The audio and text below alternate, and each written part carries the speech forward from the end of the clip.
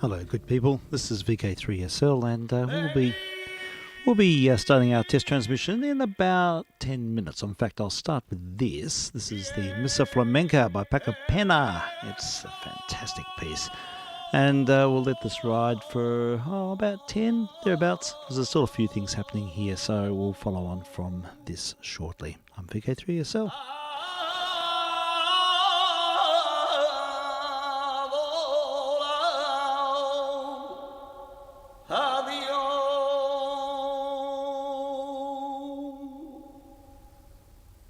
Que de los cielos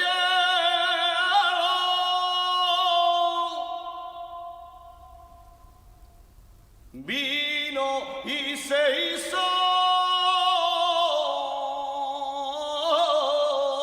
hombre.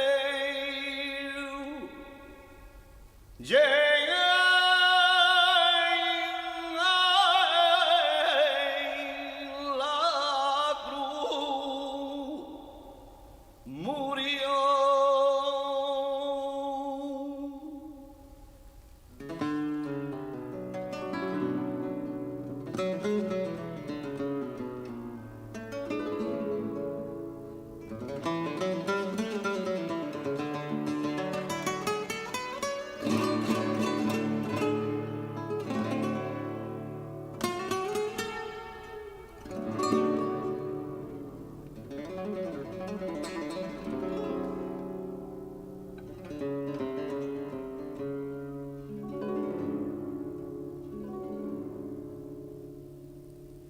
Que de los cielos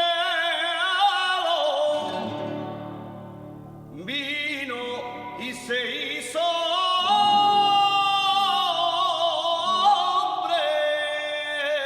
y en la cruz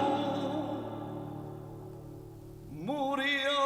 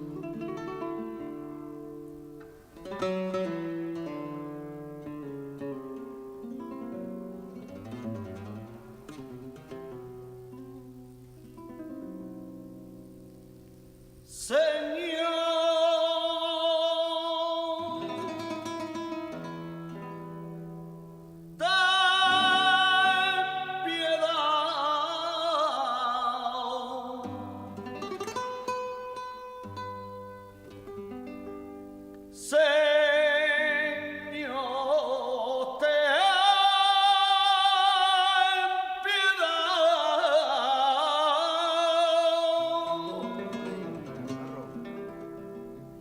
Cristo, ten piedad.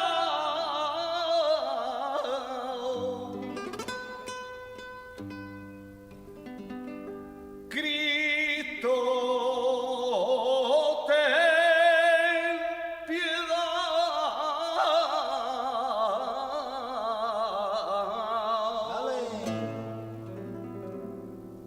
Señor, ten piedad. Señor, ten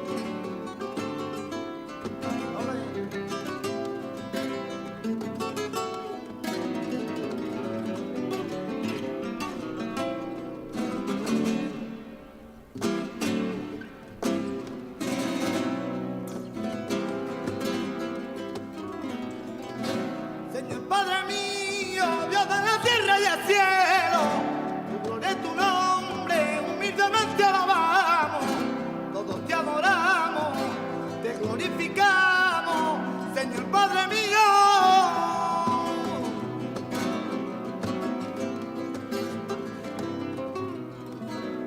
Y que haya paz en la tierra y en el cielo, gloria a Dios.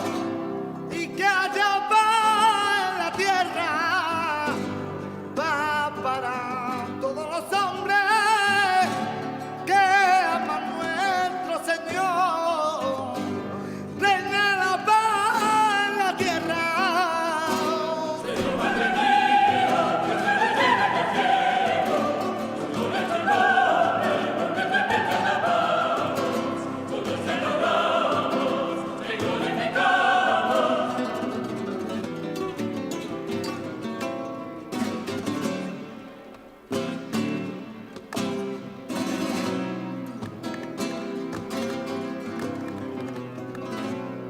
Ay, del cielo que su morada nos visita nuestro rey, del cielo que su morada juntos la adoramos y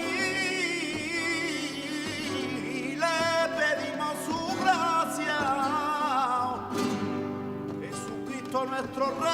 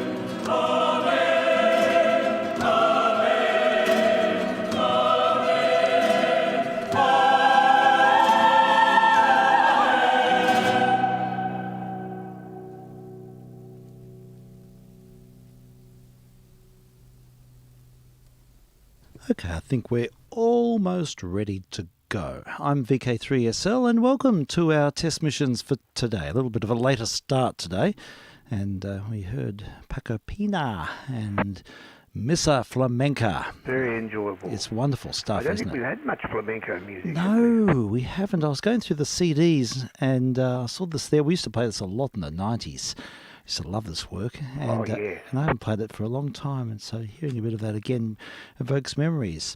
Yeah. You ever seen them live? No, that'd be amazing. I did, way back in the day. Yeah, It's a guy called Carlos Montoya. yeah. It was actually back in the 60s. Oh, really? Okay. Oh, I was seeing this girl who loved this sort of stuff. Yes. And I did too. yeah. And we went to see him, and it was just amazing. Oh, fabulous. That's amazing. What an experience. Oh, flamenco is so evocative, isn't it? It's just so charged. I love its sort of, its essence. It's fabulous music.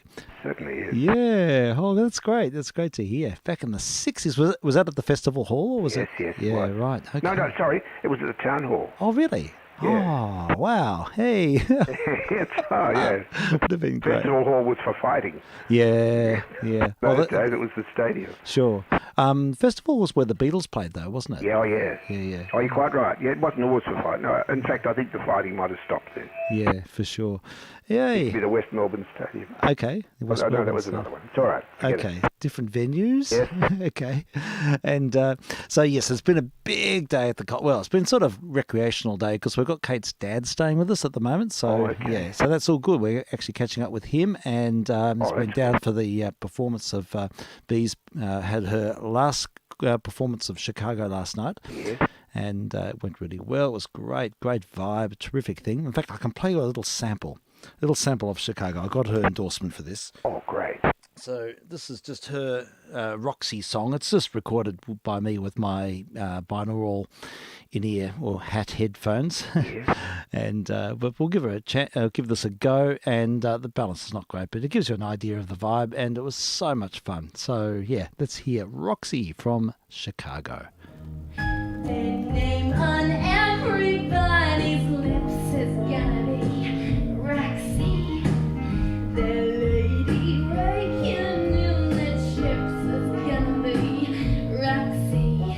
I'm gonna be a celebrity that means somebody everyone knows. They're gonna recognize my eyes, my hair, my teeth, my lips, my nose. I'm just some dumb mechanic's wife. I'm gonna be Roxy. Who says that murder's not an art? And who, in case she doesn't hang, can say she started with a bang? Roxy Hart. Oh, I'm gonna have a swell act too. Oh yeah, I'll get a boy to work with. Oh hell, I'll get 2 boys. It'll bring me better. Think big, Roxy. Think big. The name on everybody's lips is gonna be Roxy. The lady raking in the chips is gonna be Roxy. She's gonna be a celebrity. That means somebody everyone knows.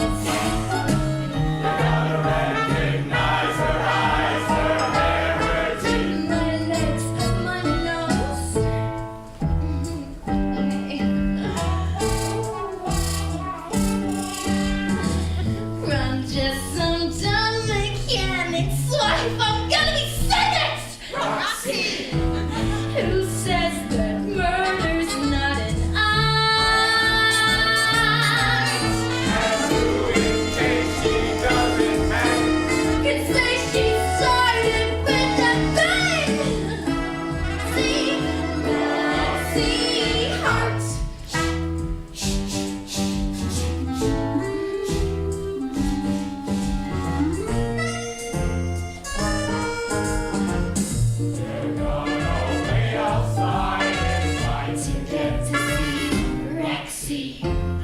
Think of those only crowds outside. Good luck to ya, Roxy. And I'll appear in a lavalier that goes all the way down to my waist. But always in the best taste. I'm a star. And I love the audience. And the audience loves me for loving them. And I love them for loving me. And we just love each other. Well, that's because none of us get enough love in our childhoods. And that's showbiz.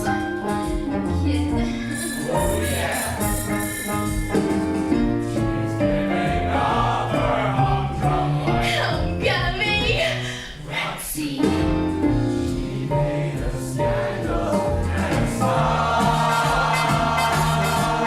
And Sophie Tucker, oh shit, I know. To see her name get down below. Roxy, Roxy, heart.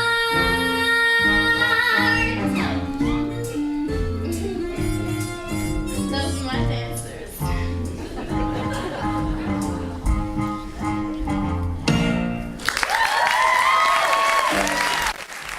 Okay, there we have B as Roxy in Chicago. That was from the final night last night. That was terrific. Yeah, good fun. It was Wasn't such it a good? It's such a romp. It really is. Oh, it is, but gee, they were good. Yeah, they were. They were all good. I mean, the orchestra was very Yeah, it was a very tight ensemble and great. All the leads were strong, and it's great when the kids all sort of feed off each other, and there's a nice sort of collective thing happening. You could tell they were enjoying it. Yeah, they're having the time of their lives. So yeah, it was really good fun. We that's all great. enjoyed it, and B's sort of now coming back down to earth, which is always hard after a show. Oh, I understand. Yeah. I can understand it very readily because Yeah. you get so the adrenaline goes, doesn't it? It does. It's so true. Yeah. Anyhow, so that's the situation. What we'll do, we'll now have our 20s hit, and still on the turntable, I had the record from yesterday, but on the other side is an interesting one, a different band. It's B.F. Goodrich Silvertown Chord Orchestra, and the vocal refrain, wait for it, is by the Silver Masked Tenor. Like the Lone Ranger, the masked man. Yes, like the Masked Lone Ranger. That's right, exactly. So we'll give this a burl. We'll see what happens. I can't even remember what this is like, but yes, I love the name of the band, B.F. Goodrich Silvertown Chord Orchestra, whoever they were, and we still don't know who the Silver Masked Tenor is, but we'll have to just find out. So back to 1927. vk3sl was.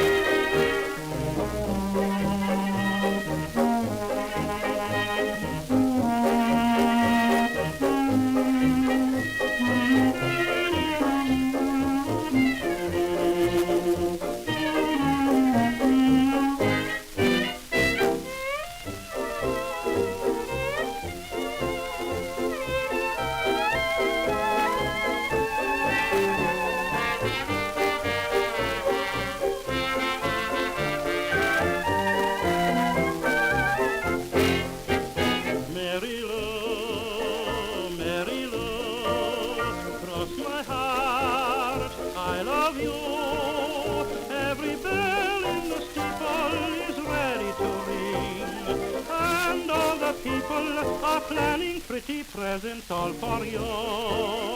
Mary Lou, won't you give your promise true?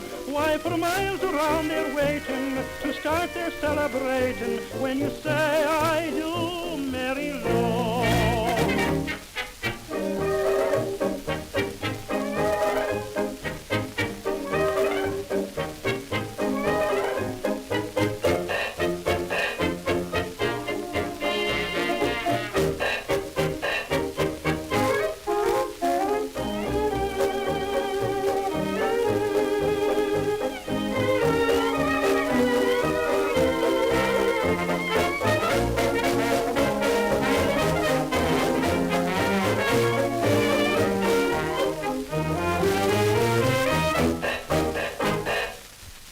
All right, still no guessing who the Silver Mask tenor is, but they made a good go of it. Oh, yeah. It's the B.F. Goodrich Silver Chord Orchestra, Silvertown Chord Orchestra, and with the Silver Mask tenor. Yeah, it was good. Would that be British, do you think? Oh, it was definitely American. American, yeah. EA 101, so it'd be about 1927, I reckon, Yeah. about 1927. So there we have our Of course 27. it's American. I mean, it had an American accent. Yeah, he had a bit. But, anyhow, we'll persevere. Now, I've got here, Frank, a pile of comedy records, which has been... I'm trying to sort of declutter a little bit. It's been a bit of a theme this weekend because it's the council clean-up Yeah, I know. on Monday. And, having to make some big decisions. We have times of tension. Yes, we certainly do here, and it's been a few intense. Oh, look, they've been okay. We've found our medium. But And I remember once I gave Kat, I bought I'm a bit of a gadget person, you know. Yeah, sure. I bought a corn popper. Oh. And Kathy said, this is absolutely useless. and she threw it out. She didn't tell me. No, you threw out your corn popper? I know. Sacrilege. It didn't work very well. Anyway, one of You're the a boys bugger to saw clean, it out I can tell you that. And he came and told me. Right. And I said, bring it back. Ah, right. Very good. And we had a robust discussion. Oh, yes, about corn poppers. I love it. Yeah. Eventually it went out. I had to concede that it wasn't much good. Right, yes, it gets to that point. I've got the bowerbird instinct, I'm afraid. It's that sort of sense that something may come in useful one day. That's it. You never know. Yeah, I know. It's As soon just... as you throw it out, you're going to want it. I know. It always happens that way.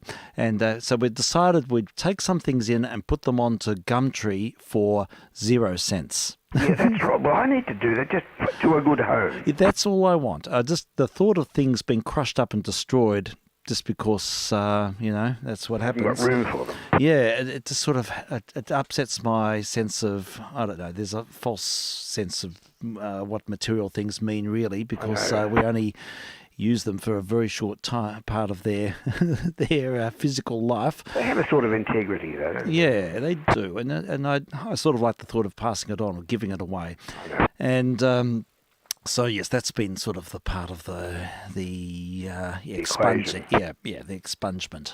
Yes. So we've got now a pile of things which were to go on council cleanup, but they're going on Gumtree for 0 cents. Yes, But I've there's got some things like that. I've got some, Yeah, but the thing is, someone's got to prepare them and get them ready and make dial it up on Gumtree and photograph it and all of that sort of stuff. So, yeah, I don't know how that's going to work.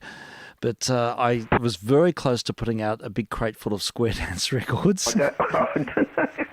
They're bound to be useful. Yeah, but Even Vickers Willis and all that. Yes, just stacks of them. All these Pacific 78s of square dance music, which I don't play. It's one thing. It was country music and square dance, but now it's just occasionally I will play a country record, but square dance records just don't cut it. I learned how to square dance. Ah, you did, right? Yeah, in my youth, in my school, at primary school. Yeah, did you get the girl with the sweaty hands? Oh, yeah, they all had sweaty hands. No, everyone did. It was a yuck factor. So did I, though. That was yeah, I think everyone did, and everyone's sort of self-conscious, and it's just that thing. No. We actually had a square dance group come up to music camp. It was sort of a bush band, but they did some square dancey things with the kids, and I was impressed with how free-spirited they were, actually. Oh, that's good. Yeah, the group I was with actually really went for it, and I thought, wow, that's different to how I remember it. I remember everyone was ultra self-conscious, but Oh, these yeah. kids cut loose, and they're quite young. Some of them were only in primary school, but yeah, it was impressive. But yes, I'll have to find some square dance person. I thought of mentioning it to these people, saying, "Do you want a crate full of square dance records?" Going cheap. Going for nothing. I'll pay you to take them away. But yeah, eventually we'll find a repository. Yeah. So yes, that's the thing. Yeah, making these decisions, and but yeah, we're slowly expunging, ever so slowly. But I think more things come in than go out. But That's that's the trouble. It's keeping. Yeah. no, I'm keeping the literally balance. running out of room. Yeah, well, we are in a rather drastic sense here, but yeah, I understand. Well, okay, well, this I digress, because we're talking about sort of decluttering, and around my feet I've got little piles of records for different purposes, and some of them have been here for a long time, and which I haven't looked at for a while. And this pile here is of comedy records. Now, it's from a crate that Jamie passed on earlier in the year, and we played quite a bit from it, but I can't remember what we have played and what we haven't. So I think enough time's passed that It won't matter. it won't matter if we repeat one or two. But the first one in the pile is a record. I do have a few copies of this, but it's a beauty.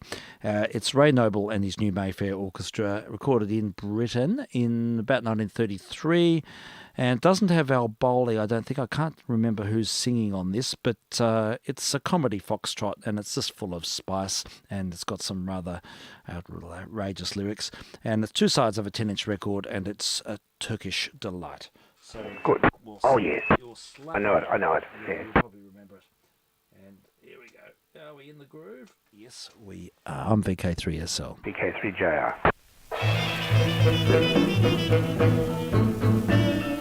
This musical travelogue comes to you by courtesy of the Persian Cat and Carpet Company, whose slogan, as snug as a bug in a Persian rug, is known all over Wigan. I sell you a nice carpet, master. Lovely carpet, very cheap. Quite, yes, quite. We are now in the native quarter, which occupies more than 3/4 of Baghdad. You want to see pretty postcards, master? All real photos? Go away. On our left hand is a large mosque, and on our right several small mosques or mosquitoes. The smell is terrible. Alms for the love of Allah. Take no notice of him. Facing us is a minaret. It is a very old and it is rather high. In fact, it is so high that the smell is terrible. You like pretty ladies? I show you lovely dancing girls, eh? Pardon me one moment. Are they really a bit of all right, these dancing girls? Can you take me now? Don't be silly. Oh, once there was a caliph and he lived in old Baghdad. The poor old bloke's been dead for years, but who cares about that? He couldn't sleep a wink at night. He had 200 wives who had to tell him stories, otherwise they lost their lives. Bring out your dead, though the first wife told her name. King Solomon, that wise old man, he had 1,000 wives. He bought a lovely charabanc to take them all for drives. The charabanc broke down one night, and here's where trouble starts. His wives were waiting in a row, but he'd got no spare parts.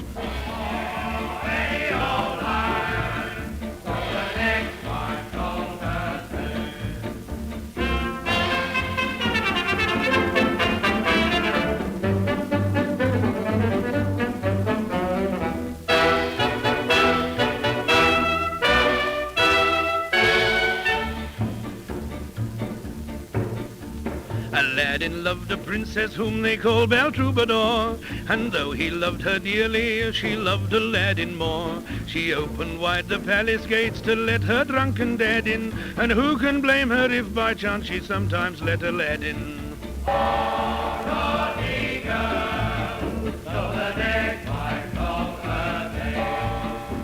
Abdullah had a little lamb, he swapped it for a camel. He didn't like its colour, so he daubed it with enamel. The hot sun melted all the paint while crossing the Sahara. He can't get off because the paint has stuck to his tarara.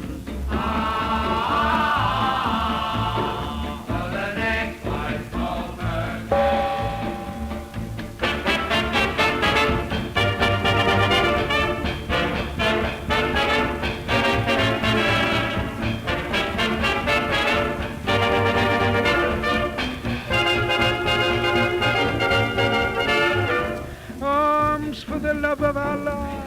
Legs for the love of Allah. No more waves for the love of Mike? Oh, lots more waves yet, dear boy. Where are they? On the other side.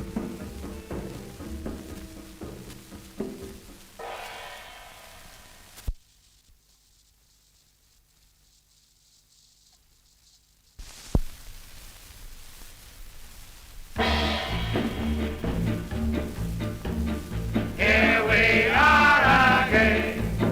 So the next wife told her tale.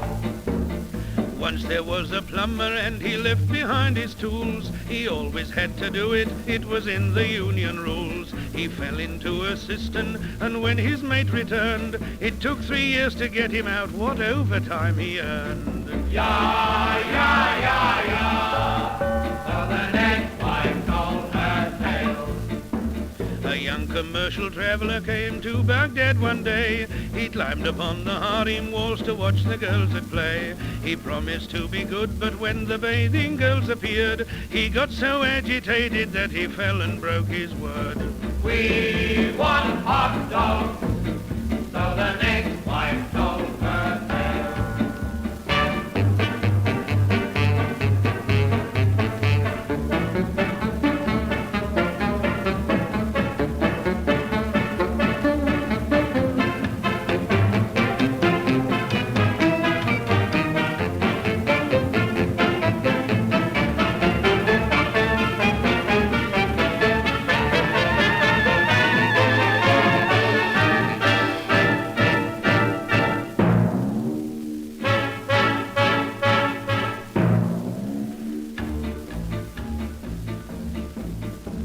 There was a bloke named Omar and he wore a ruby hat.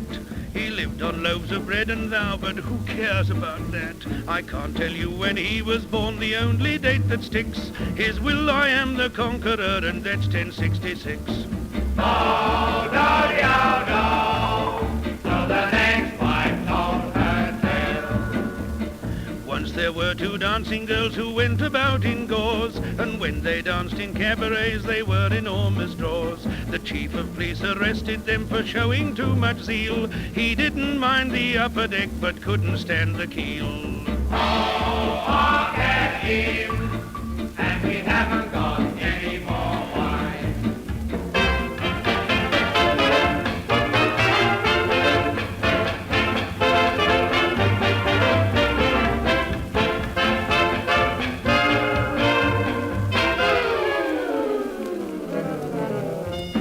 This musical travelogue comes to you by courtesy of the Persian Cat and Carpet Company, whose slogan, as snug as a bug in a Persian rug, is still known all over Wigan.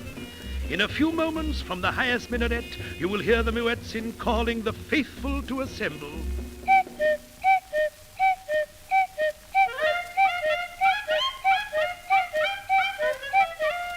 Thanks very much. And thank you, Bobby Comber, with Ray Noble and the band back in 1932. Wouldn't get away with that today. You certainly wouldn't, no. It's all very non-PC, as they always recorded it, so we don't endorse them in the contemporary Risk of setting. fatwa, actually. Yes, I know, you would. Yes, indeed. You might find yourself in very deep trouble. In certain quarters. And there was a second, there's more Turkish Delight somewhere. I've got that record. Yeah, there was another one. I'll dig it up one day. Good. That was good. Yeah, it's very clever. Yeah. And, a good sort of, upbeat sound. There was such a great band, the Ray Noble Orchestra, at that time. Yeah, they were really good, weren't they? Yeah, excellent. Heaps of reverb on that, wasn't there? Yeah, there was. There's a lot of reverb and a very good bass. I was listening to it in here and it just had real sort of solidity. It was. It's like one of those Hill and Dale. Yeah, not too bad. Okay, well, we'll stay British for a bit because I'm just riffing through this part of comedy discs, and there is a Ronald Franco record here, and these were mostly sold under the counter, but they sold very well. And this is one from, I think it's about 1932, 31, thereabouts, early 30s, and very Noel Coward-esque in its style. And but if you listen carefully to the details, my God, this is really, it's quite outrageous. It really is pushing the boundaries. And they didn't have the Hays Code in Britain, so they sort of had their own peculiar sense of humour, which, I think is very evident in this. So Ronald Franco and a protest. He's protesting against all the conventions of the time, telling the listener that really there is an alternative. I call upon Mr. Ronald Franco.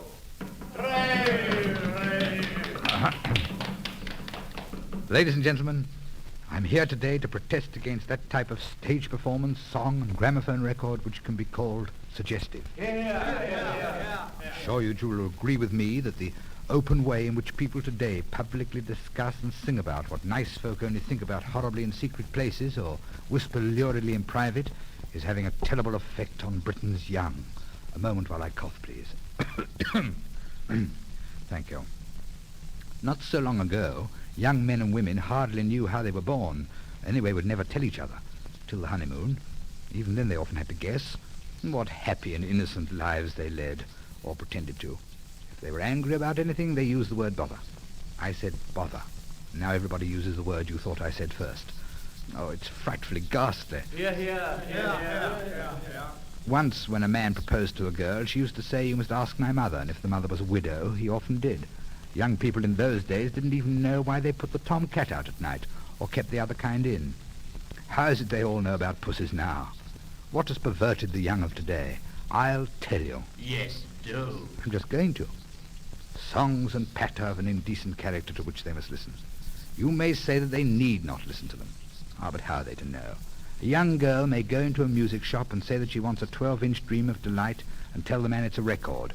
He replies that he thinks it probably is, and then annoyed gives her instead some different kind of record which she doesn't play till she gets home. Even then it's not until she sees her little sister laughing that she knows what it means. Shame, shame. Oh, youth is always inquisitive, too. Youngsters are bound to walk into the very theatres where nasty thoughts are being casually uttered, or unmarried people aren't minding about being unmarried people, and that sort of thing. Shame. It is a shame. It is a shame. It shouldn't be allowed. Let them grow up in ignorance of anything but the beautiful side of life. Let them have jokes about mistletoe, not raspberries. Excuse me a moment while I blow my nose. Thank you. Yes, let every form of vice be treated seriously.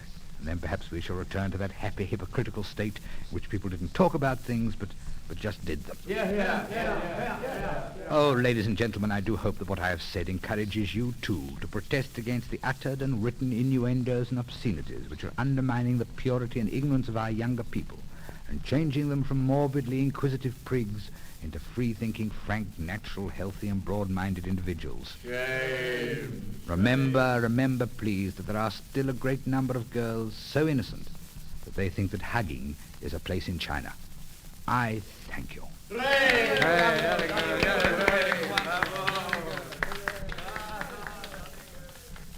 Ronald Franco in full flight there. And it didn't use, most of these have Monty Crick playing the piano, but that was just purely a monologue. Yeah. And it's he certainly has a way with his with his soliloquies. What a style. Yeah, certainly does. And there's quite a few. They do turn up quite a bit, these parlophones with Ronald Franco, and they obviously sold well. And I think people sort of enjoyed putting them on late at night and telling everyone to hush up and listen closely to the gramophone. Yeah. Yeah. But the kiddies have gone to bed. That's right. Definitely after dinner material. Now I notice here that we talked about this a while ago, and I found the record of it, and it's Cecily Courtnidge and Jack Hubert with The Cure, The Hiccups. Oh, really? Yeah, I think we played it off YouTube, but I'm keen to see what condition this record's in. We played Laughing Gas.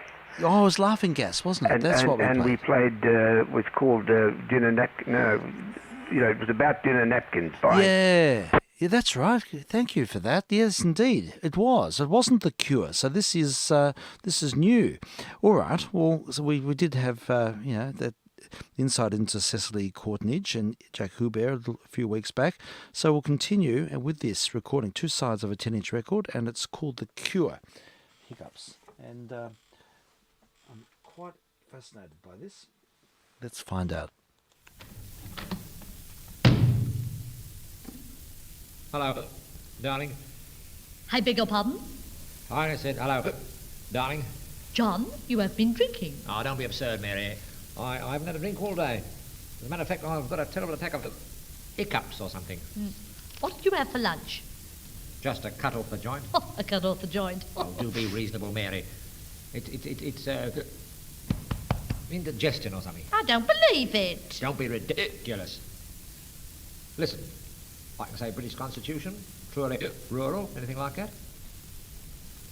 Well, sounds horribly suspicious to me. As if I'd have a drink with Uncle George coming here today in half an hour to talk business. Why don't you suggest a cure instead of standing there nagging at me like that? Nagging at you? Well, how long have you had it? It came on in the bus. How can I talk business to my Uncle George when I'm like this? Oh, John, do you really think you get the job? Well, I shan't if I can't get rid of these hiccups. It's worth 800 a year, too. Oh, you simply got to impress him. How can I impress anybody when I'm like this? Ordinarily, I'm a pretty smart sort of fellow, but a man feels such a fool when he's got an attack of hiccups. Well, try a drink of water. Now sip it slowly and hold your breath. Are you sure the job's worth 800 a year? Oh, they're gone? Yeah, they've gone all right. Oh, dear. Well, hold your breath again. Perhaps if I slapped you on the back, that might stop them. Shall I try? What do you want to go and do that for? Well, you told me to. I didn't mean while I was drinking. For goodness sake, let's try one cure at a time. I know. A sudden shock will do it. I'll frighten you. Boo! Oh, don't be so silly. You've got to frighten me when I'm not expecting anything. Well, I believe they've gone anyway. I believe you're right. Yeah.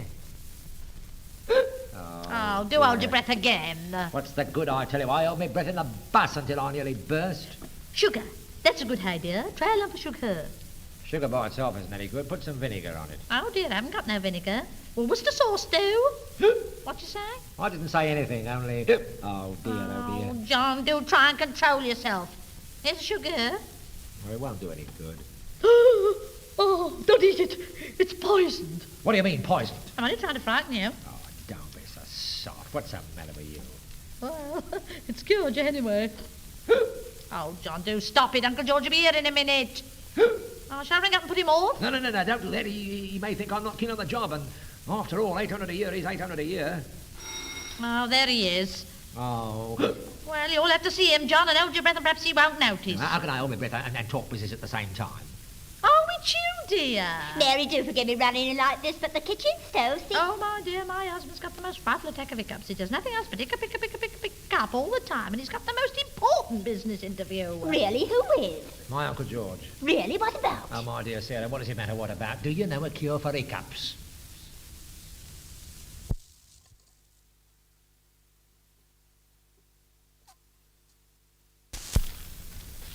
Have you tried a cold key down his back? No. Of course not. That's for a bleeding nose.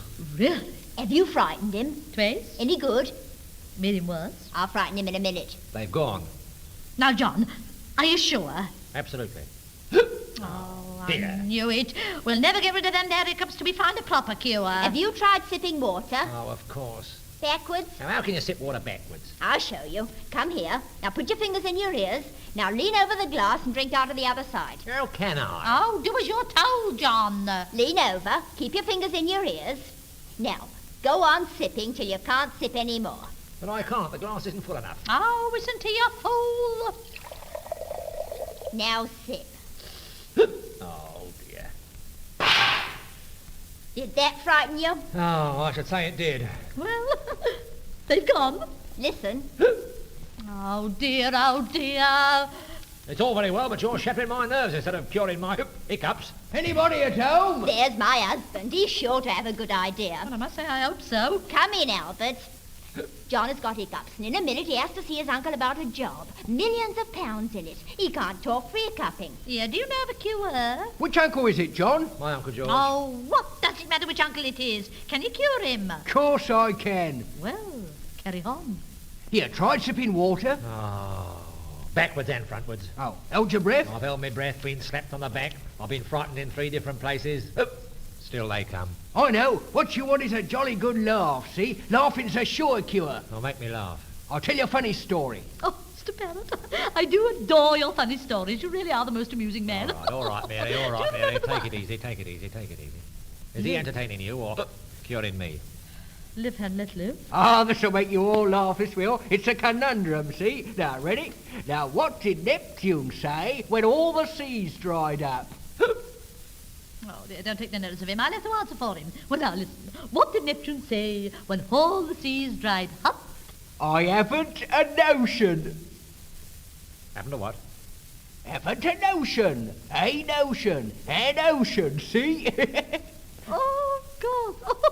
Oh, that's very good, John. He hasn't a ocean. A ocean and an ocean. An ocean and a ocean. Oh, it's most amusing. Oh, dear, oh, dear, oh, dear, oh, dear, oh, dear. He's so blinking awful, it's funny. Oh, dear, now look at you gone and done. Oh, Albert, you made it much worse. Will you please leave me alone?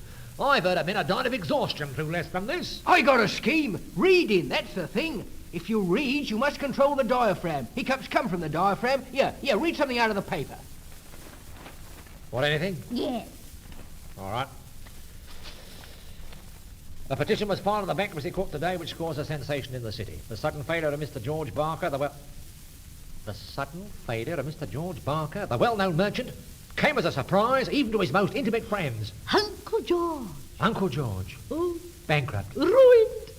Assets nil. Not the Uncle George. The only Uncle George I've got. Oh, poor John. Oh, I'm so sorry. Oh, hard luck, old man.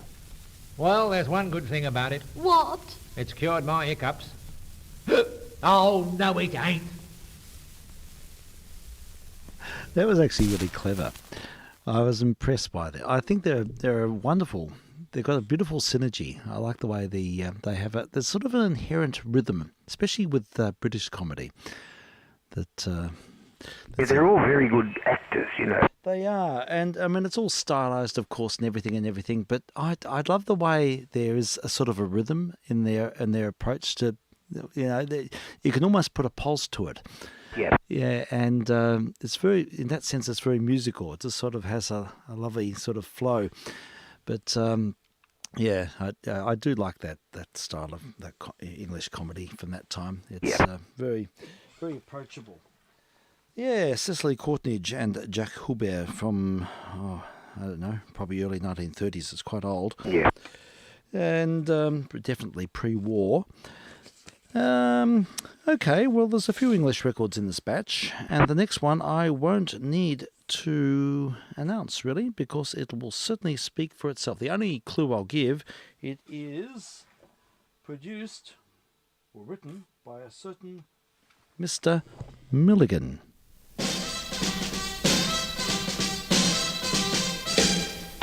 Competition! Shoulder height! By the right! Number! 1, 2, 3, 4, 5, 6, 7, 8, 9, 10, 11, 12, 13, 14, 15, 16, 17, 18, 14, 13, 12, 11, 10, 9, 7, 6, 5, 4, 3, 2, 1. 1, 2, 3, 4, 5, 6, 7, 8, 9, 10, 11, 12, 13, 14. You got to rock and roll in a roll call way. You got to march with a Marilyn Monroe sway. You got to rock and roll with your old kick bag, but you mustn't ever mention her name in the mess. And if you want to know the title of this number, it's a Major Dennis Bludnut rock and roll called Rumba. Left, left, left, right, left, quick, slow, quick, slow, in, out. In and out, pick up your gun, shove a bullet up the spout. That's a dance they do from Madras to Pango Pango. It's a Major Dennis Bludnut rock and roll called tango. Oh, dum diddle floaty ho, bum baby bird cha, yum diddle do do do. Stop that simple naughty record type music. Stop it, I say! Stop it! Oh, stop it! Oh, pardon me, putties and solemn toby. Why? Do me beady old eyes deceive me, or is it? No, it can't be. But yes, it is. It's me old childhood sweetheart, Spotty Minnie Bannister. The darling of Roper's Light Horse.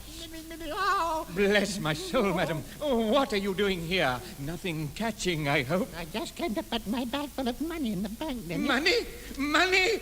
Oh, Neddy, take Miss Bannister in a steaming love dance while I check her properties. 1, 2, 3, 4. Gents to the left, ladies to the right. All join hands, pan it. Whoa! Dippity-bang, dippity-boy, yip-bam-diddle-a-do. Yip-a-dap-di-bang, dippity-boy, ya-da-ba-da-boy-doy-oy. Yip-a-da-da-di-boy, dippity-ba-ba-da-ba-ba-dippity-dam. Oh, bravado, bravado. What a voice. What a bank balance. I beg you, you gorgeous wanton, give me some small token of your love and I'll sing you a known military melody. Oh. Music, Maestro Ponky. Right, mate. You got to rock and roll in a monetary manner if you want to earn a necessary tenner. Take your pick while the picking's good. If you don't pick right, things will never get better. And when I hear the tink of money, that is good news. It drives away the blood nut rock and roll called blues. So let there be always some cash for me. That will be mine. Oh, mine. Send only 2 and 6pence for a copy of this record. Oh. Ah, the Goons in marvellous. full flight. Isn't that wonderful? And of course, Major Dennis Bloodnock was Peter Sellers. Certainly was. Yeah, he was. I just looked him up, and just to see what his antecedents were, what Milligan had in mind. And it says what does he say? Based on the memories of Spike Milligan, who remembered an old colonel who used to come to their shores in Italy. Yeah. And he remembers this character and amazing character. It's just fantastic, isn't it? Milligan just it's so compelling. I just feel drawn into the Goons world whenever I hear them, and I just miss them. They're not on the radio anymore. No, I know, but you can get them on the internet. I know, but it used to be such a 3AR thing, didn't it? The Goons Saturdays at midday. Did. Every week I used to go to my grandparents and I used to sit there and sit with my grandfather in the 70s, and we'd listen to the Goons together, and he was a very serious academic sort of person, and the only time I used to hear him belly laugh was with the Goons. Yeah, I'm sure that was typical of so many. Yes. He appealed to all sorts of people. Yeah, I know. Here as I am as a 6 or 7 year old, and my grandfather would be there just belly laughing his heart out and listening to the Goons, and I used to sit there and I was just as much evoked by his enthusiasm, you know. Yeah, I know. It's contagious, isn't it? Yeah, it is. And he had an old radiogram, and I used to go there, and it was just one of those every Saturday morning. Yeah. Oh, the good. I'll have to play. Look, having given that rap, we'll flip the disc, and the other side also needs no introduction other than to say that Spike Milligan had a moment of supreme inspiration.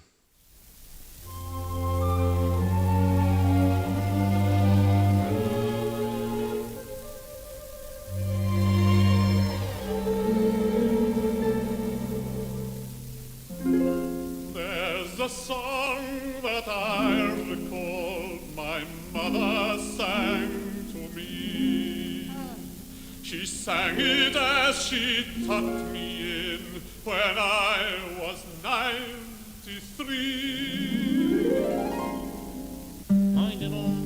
Who was that bum? Ying tang, ying tang, ying tang, ying tang, ying tang, ying tang, ying tang, ying tang, ying tang, ying tang, ying tang. Keep that up, keep up. Keep up, lad. Ying tong, ying tong, ying tong, ying tong, ying like Paul lad. Ying tang, ying tang, ying tang, ying like Paul lad. Ying tang, ying tang, ying tang, ying tang, ying tang, ying like Paul. Ying tang, ying tang, ying tang, ying like Paul. Oh, ying tang, ying tang, ying tang, ying tang, ying tang, ying like Paul. Ying tang, ying tang, ying tang, ying like Paul, ying like Paul.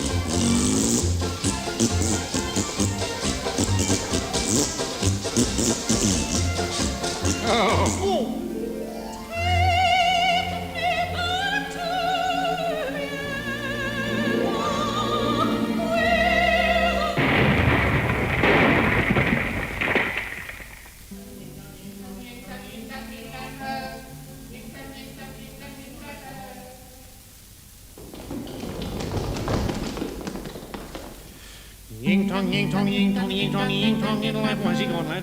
Ying tong, ying tong, ying tong, it'll have one. Look out!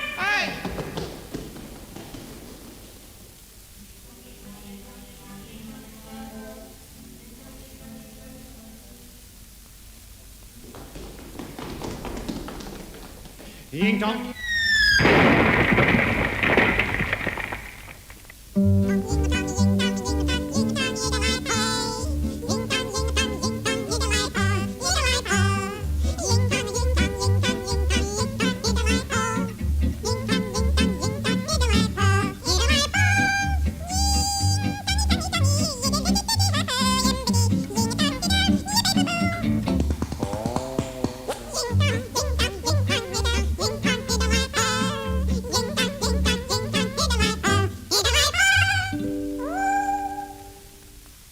Oh, well, Frank, I just wonder, when was the first time you heard that? 1956.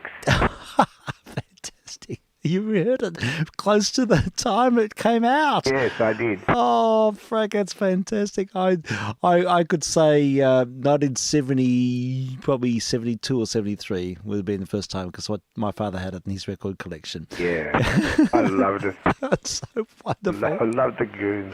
I love the way he says, "Keep on, lad, keep on." That's right. I don't know it. He said, I don't know it. No.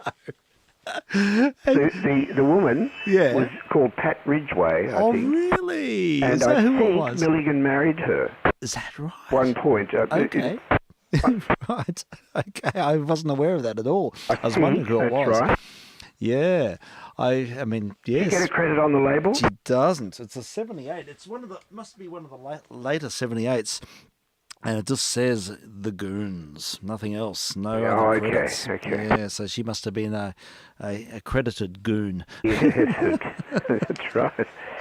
Honorary goon. Yeah, an honorary goon. It's just so marvellously, I don't know, just free association. He's just like a little kid. In fact, he speaks in that Desert Island Discs program. He talks about children and the sort of free spirit, and you can really hear his infectious, yeah. He's written some lovely children's verses. Yeah, he has, and they're beautiful. I mean, I grew up with those. My dad had a couple, and even recently I read Bad Jolly the Witch to my youngest daughter. Yes. Yeah, it's great stories.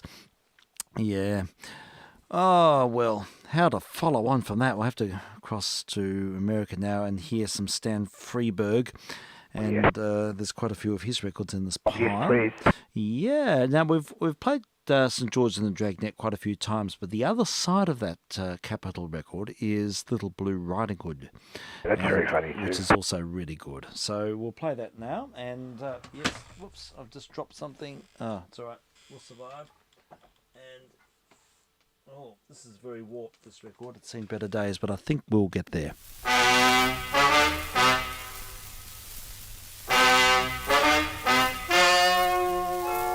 The story of Little Blue Riding Hood is true.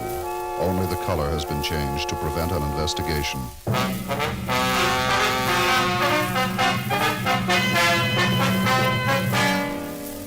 This is the woods. My name is Wednesday. I work out a homicide.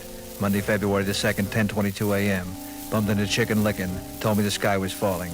I booked her on the 614, turned her over to the psychiatrist. Then a call came in at a 503. When I was on my way to the 503, a 618 came in. I added up the 614, the 503, and the 618, got 1,735. I handed in my paper to the chief.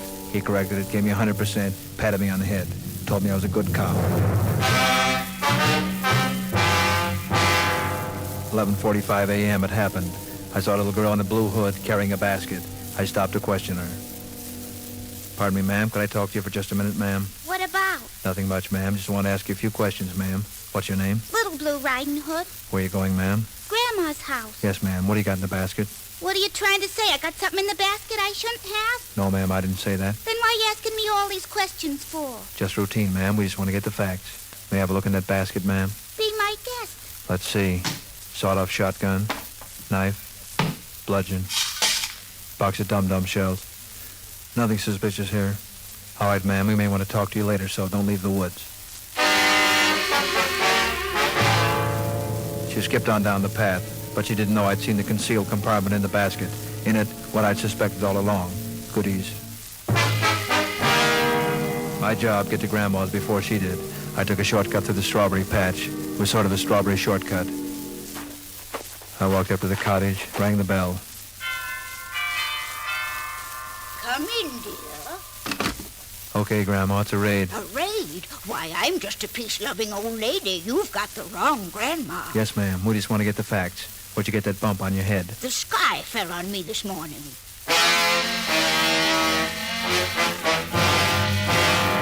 I made a note to book her on the 614 and turned her over to the psychiatrist. I tied her up, put her in the closet, then I put on the grandma suit and got into bed. Come in, ma'am. Hello, Grandma. I got the loot. What are you doing in bed? I'm feeling poorly. But, Grandma, what big ears you have. All the better to get the facts. I just want to get the facts, ma'am. But, Grandma, what a big subpoena you have in your pocket. All the better to serve you with. But, Grandma, what a big 38 police special you have pointed at me. All the better to take you in. You're under arrest. You and your grandma are operating a goodies ring. A cop. I should have known. Known what, ma'am? You look nothing like my grandma. You forgot about the mustache. But I don't have a mustache. I know, but Grandma does. Well, I see you broke the goodies ring. How'd you get a lead on her, Joe? I just played a hunch, Frank. It was just a hunch. I played my luck. Sometimes a hunch pays off, sometimes it doesn't. I was just lucky. I just played a hunch, Frank. What you're trying to say, Joe, is you just played a hunch. A lucky guess. Sometimes a hunch pays off, sometimes it doesn't. You just played a hunch. Is that what you're trying to tell me, Joe? Yeah, I just played a hunch.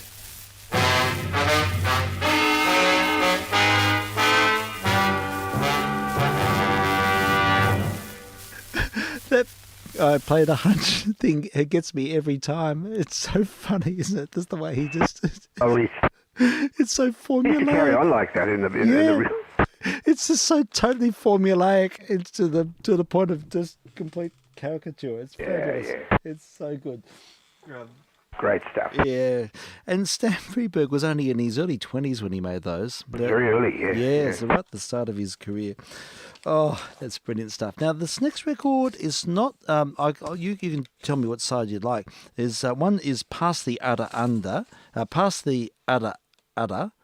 The Udder Udder, and the other side is A Dear John and Marsha Letter. I think it's like a postlude to the famous John and Marsha. Yes, indeed. I don't know the first one. Can we have the Past the Udder Udder? I don't know that one. Yeah, we definitely can. We'll hear it. We'll hear this. It's a Capital 78. It might be just as warped as the other one. It is. It's been in the same pile, which has been subject to a bit of extra environmental pressure, but we'll get there.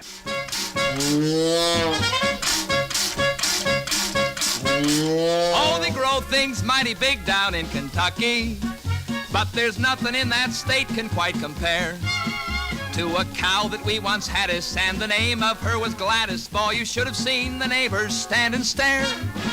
She stood 10 foot tall and had one purple eyeball, and took 8 of us to milk her. Here is why. She had 27 spigots, and the tourists all bought tickets just to watch us milk and hear us loudly cry. Oh, pass the udder, udder over to my udder brother, and pass the udder, udder this away. So we pass the udder, udder, and I'd pass it to my brother. Oh, we really had our hands full every day.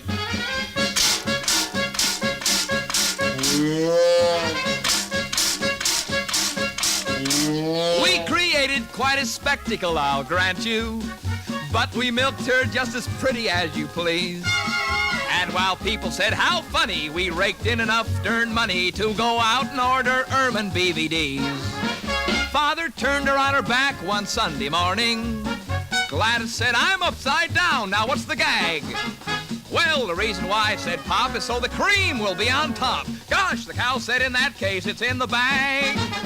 Oh, pass the udder, udder over to my udder brother, and pass the udder, udder this away. So we pass the udder, udder, and I'd pass it to my brother. Oh, we really had our hands full every day.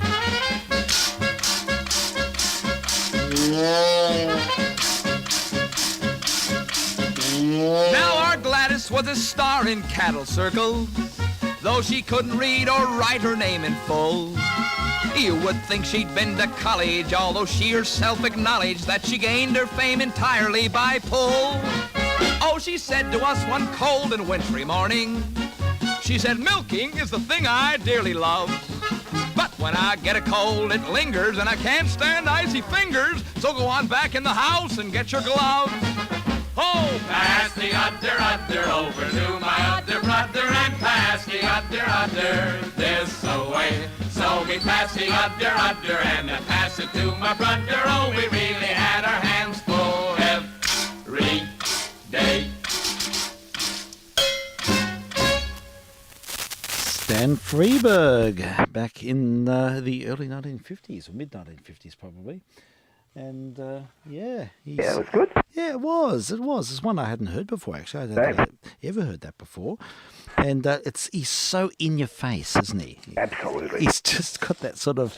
No, I mean, it's no wonder that he went into advertising and he had a successful career in advertising, because he just knew how to sort of pack a punch. Yeah, he's very much his signature. He was very, very good at it. Yeah, he certainly was, yeah. Now, there's a handful here of Spike Jones records. Some of them I've heard, some of them I haven't heard. There's one here called The Man on the Flying Trapeze, which doesn't strike a chord. The other side, I'm Getting Sentimental Over You, is hilarious because he smashes everything. And But The Man on the Flying Trapeze could be interesting. I think I've heard it. It is. It's good. Okay, all right. We'll play this and then I'll run by some of the other titles and you can choose one after Floats through the air with the greatest of ease. Yeah, that's right. So here, Spike Jones, we're sort of getting higher and higher octane here. We're moving into the world of protean American comedy.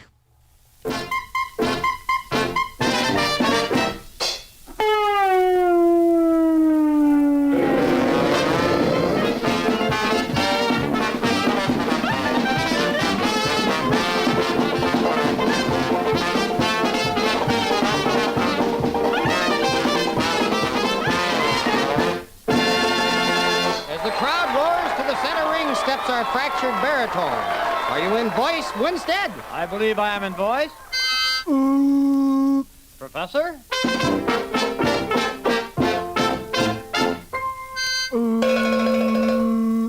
Oh, once I was wappy, once I was sappy, a sap I was once in. Once I was happy, but foul I'm lorn, lorn I'm foul now, a fly on line, nylons are free, now I'm forlorn. Like an old goat, oh no, not a goat, that's an animal, like an old coat that is tornered and tat, teetered and tummed, tattered and tipped, tap with a toupee, rip. Left in this wide world to sleep and to snore, to weep and to mourn. Betrayed by a jade in her means, no, be mean by a trade for some jeans, no, be jeaned by a teen with some jade, no, betrayed by a maid in her teens, oh. He floats by his hair, oh, not by his hair, that would hurt. Speaking of hair, a man came up to me today and said, Doodles, your hair is getting thin. And I said, well, who wants fat hair? Head killer! He floats through the air with the 8th of degrees, with the latest of fleas, with plates full of cheese, with the birds and the bees, he can't miss.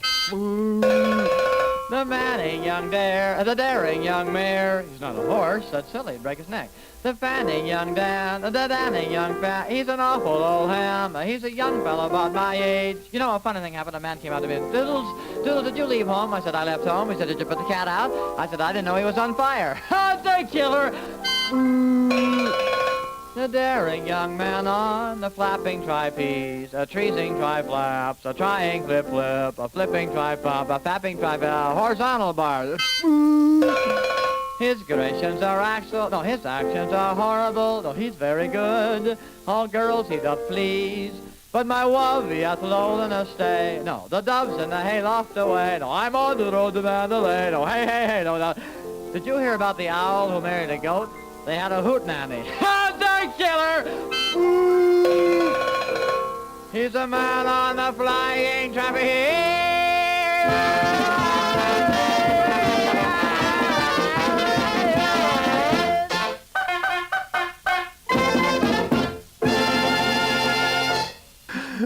It's fantastic. It's Spike Jones and his City Slickers. That's one of the best. Oh, yeah. It's up there with them. The Hootenanny and the Virgin of Ease. Unbelievable lyrics.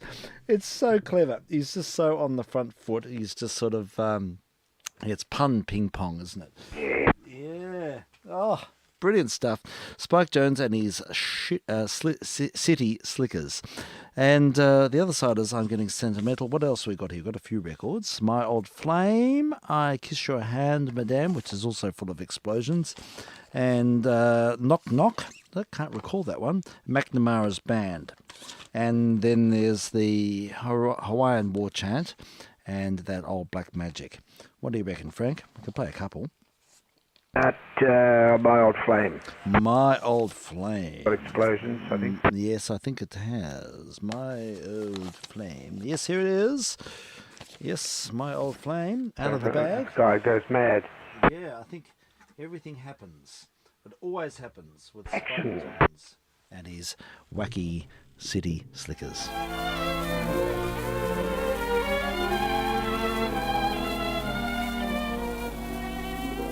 My old flame, I can't even think of her name, but it's funny now and then how my thoughts go flashing back again to my old flame. I've met so many who had fascinating ways, a fascinating gaze in their eyes. Some who took me up to the skies, but their attempts at love were only imitations of my old flame. I can't even think of her name, but I'll never be the same until I discover what became of my old flame.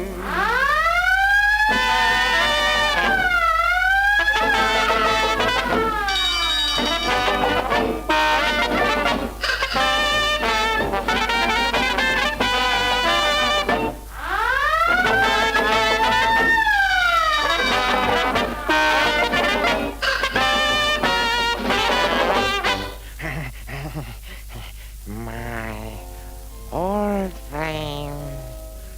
I can't even think of her name. I'll have to look through my collection of human heads. But it's funny now and then how my thoughts go flashing back again to my old flame. My old flame. My new lovers all seem so tame. They won't even let me strangle them. For I haven't met a girl so magnificent or elegant as my old flame. I've met so many who had fascinating ways, a fascinating gaze in their eye. I saw this eye, so I removed the other eye. That eye that kept winking and blinking at other men. It was me. Some who took me up to the skies. But their attempts at love were only imitations of my old flame.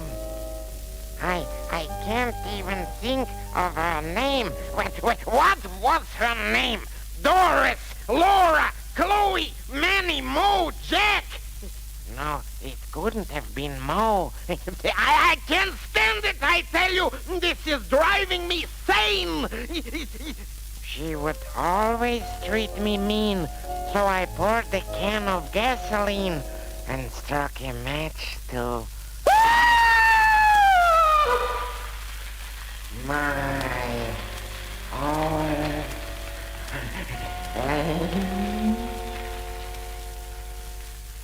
Oh, Frank, that is so perverse. I know. It's about as perverse as he got, I think. Oh, God. What an imagination.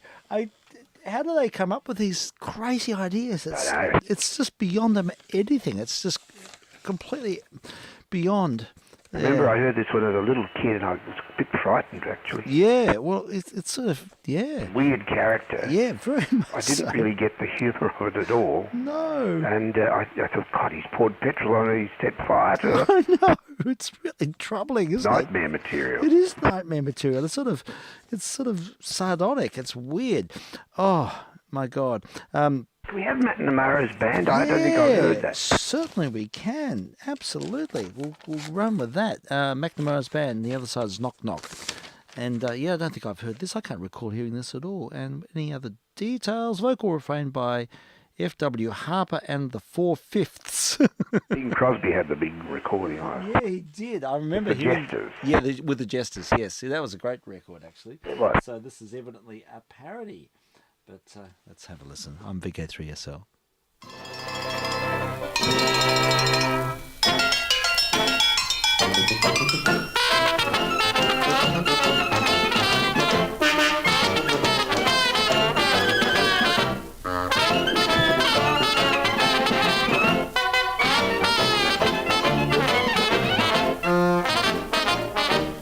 There's a musical aggregation, I'll have you understand, that's known throughout the length and breadth of dear old Ireland. Oh, there aren't so many of them, but you should hear the way they take the roof off every night when they begin to play. Oh, the drums go banging, the cymbals clanging, the hands they blaze away.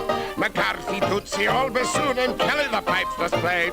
And Hennessy, Tennessee, Toodles of flute, and Mac, it sounds so grand. A credit to old Ireland is McNamara's band.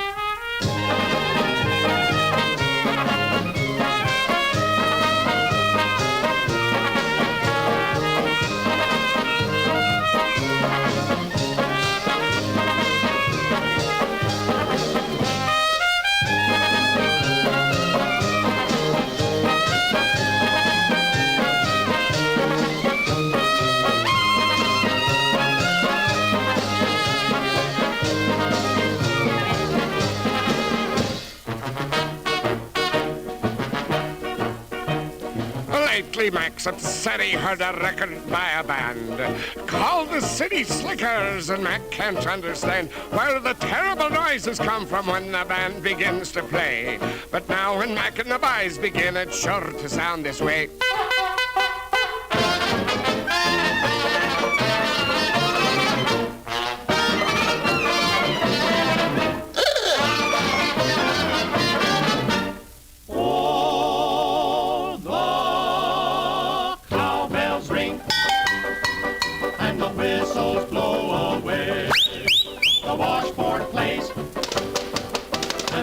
Horn sounds this way.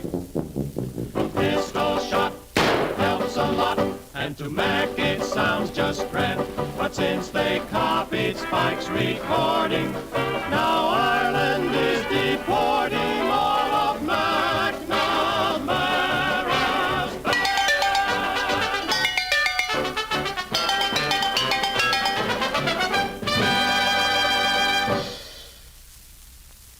Oh, well, there we go. There was another crazy rendition. Absolutely. Yeah, just in your face. And I was thinking through that. It's technically marvellous. What they're doing there is timing perfection. There's never a beat out. There's never a whisker out of phase. It's just tight as. Totally. You know, to do that would take a lot of practice, a lot of skill, and a how lot would of you forethought. yeah, imagine sitting there for 2 hours practicing that track. I know. It sort of defies imagination. I mean, really, yeah, they're very comprehensive. I mean, there's a lot of musical, togetherness there. The other side is Knock Knock. Do you know that one? No, it'll be all knock-knock jokes. Yeah, it'll be knock-knock, but it'll be full-on and, in your face. We'll play this, and then we'll play one more after this, and then we'll have to tie ribbons, I think. But we'll hear a bit more. I can never get enough of Spike Jones and his City Slickers. And, we'll shovel it on, and more madness.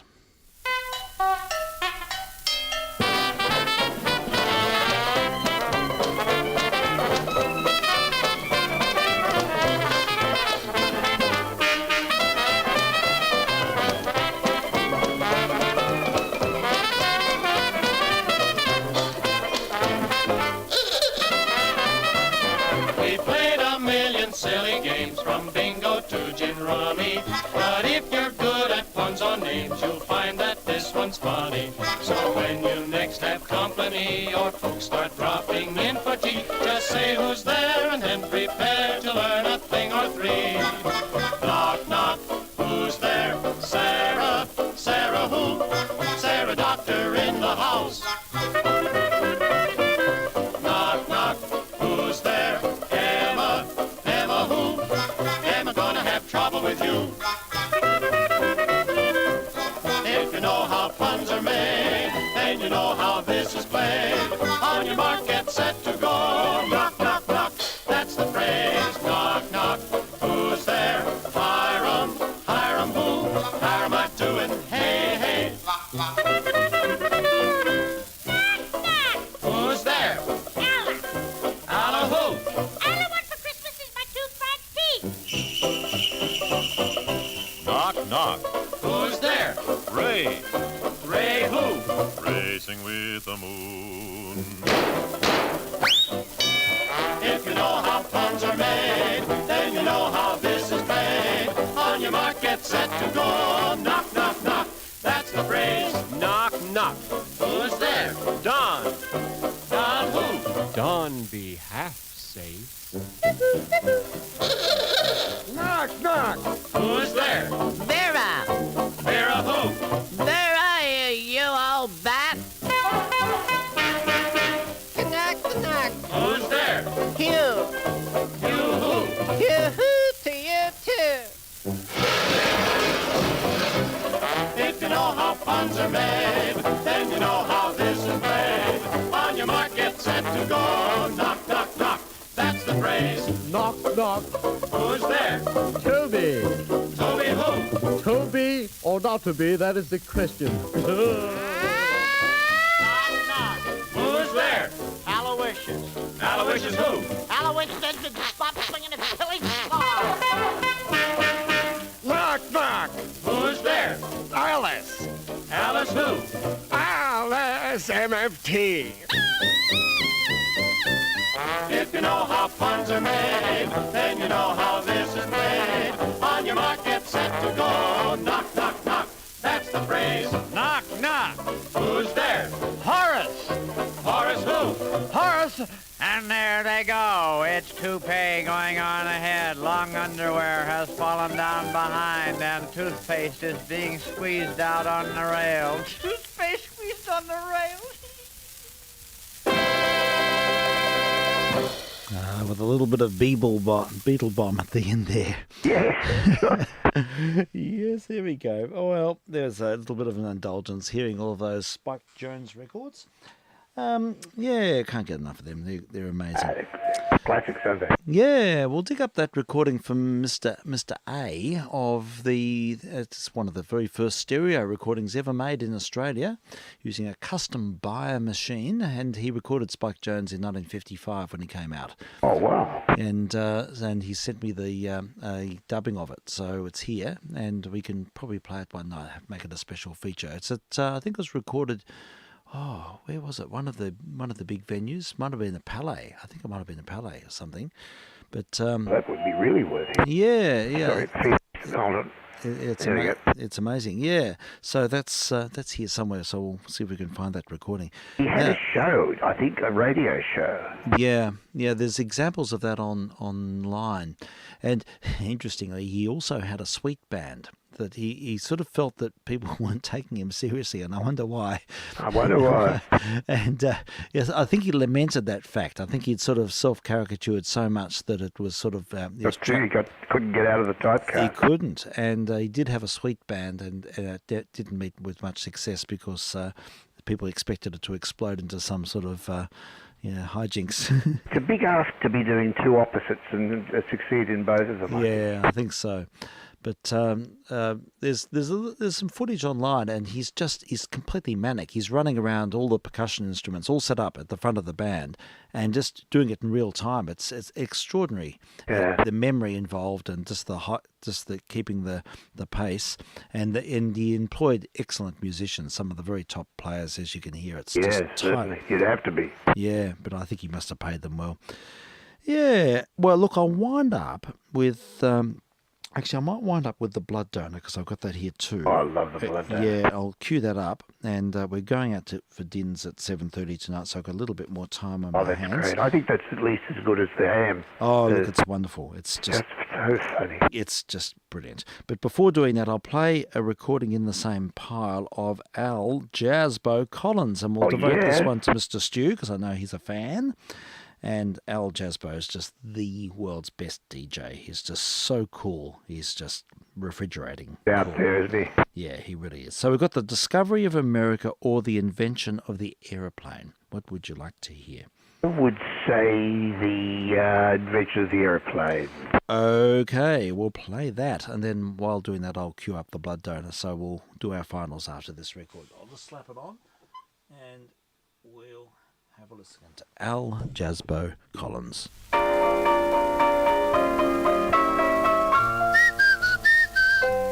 Well now, Frantic One, settle back in your rockers, 'cause it's time for another story. This time Uncle Jasbo is going to lay a little history on you cats. I'm going to tell you how the airplane came about. Well, way back in 1903 BD, before Dizzy, two brothers cut out from Woody and were doing a bicycle act in Dayton, Ohio. They were billed as Wilbur and Orville Wright, and in bicycle circles, these cats were considered mighty big wheels. In other words, a couple of real hubcaps. Then one early bright, the two brothers took off. They decided to fall by the Corn Exchange Bank to exchange some. On the way, they were pedaling a groovy 4-beat when Orville said, "Dig me, Will, no hands." And Orville took off at a wild tempo down the asphalt. Then, pressing his luck, he tried to make a turn. But the poor little two-wheeler hadn't been turned on in weeks, and it flipped. Orville tried to fake his way through, but when one of the tires blew a clinker, he did a 1.5 with a full twist. And she wasn't bad at that. Climbing out from the spokes, he spake. "Man, these bicycles are the lowest." "I'm hip," said Wilbur, "but I can't see walking either. That heel and toe action is nowhere." "You're so right," said Orville. "But what other way is there to go any place?" At that moment, right on cue, a wild goose flew by overhead. Taking a gander at the goose, Wilbur said, "Man, what a crazy way to get around. Why don't we do something like that?" Orville picked up on the idea immediately, and the two brothers came on like Edison, started inventing like the coolest in their machine shop. Well, after 3 weeks, they'd finished the gig, and there in the center of the room was the result. It had feathers, it looked like a giant wild goose, and it sounded a little like Frankie Lane.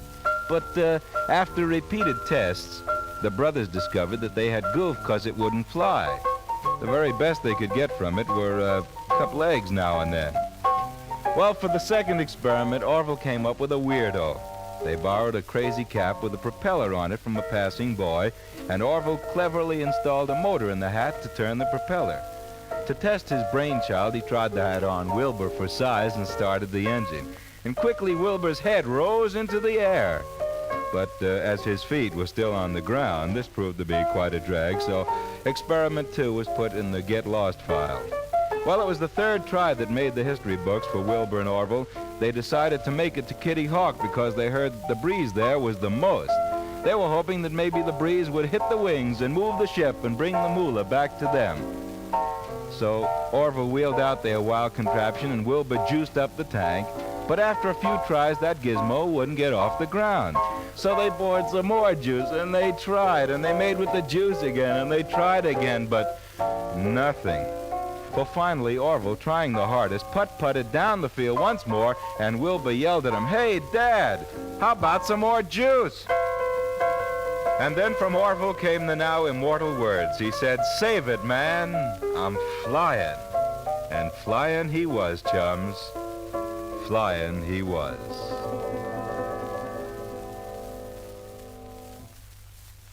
He is the coolest cat on the block, isn't he? Right. It's just brilliant. I'm going to save the other side up. Oh, for the please. next mission. I was going to ask you. Yeah, we'll play it. Next missions, definitely. Top of the pile. Remind me. Okay. Okay. Well, that was just amazing. All right. Thank you, Frank. Thank you so much. Yeah, it's been good fun. Nice to sample some of the comedy selection. And we'll finish with the iconic Tony Hancock and probably his magnum opus, I reckon. VK3JR saying goodbye to the listeners. and going to listen. Yeah, thanking listener for your indulgence. And yes, this is one of the most iconic comedy acts, yes, the Blood Donor. So thank you and have a good week. And I'll be back next Friday as per usual. We should be running with our usual schedule. We'll Great see stuff. how we go. Thanks a lot, Frank. Have a great week. You too, Steve. Catch up soon. Cheers. Cheers.